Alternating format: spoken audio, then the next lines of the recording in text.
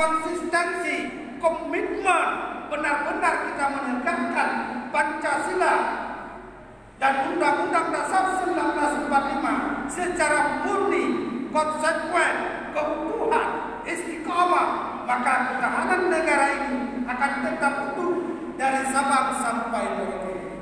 Tetapi kalau Undang-Undang Dasar ini, negara kesatuan ini diobok-obok sidang jamaah yang mulia, maka negara yang beribu dan 5 pulau-pulau besar ini akan terpontang-panting, akan terkocar kecil sidang jamaah. Begitulah tonggak kokohnya negara kesatuan ini. Begitu juga dengan salat sidang jamaah.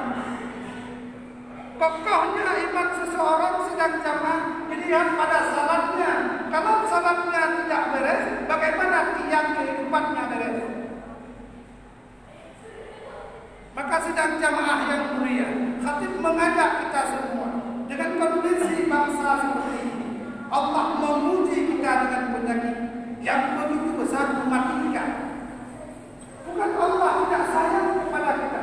Allah mengingatkan kita kembali, wahai manusia, akulah yang berkuasa dunia ini. Engkau jangan berlaku sombong, engkau jangan ingkar kepadaku.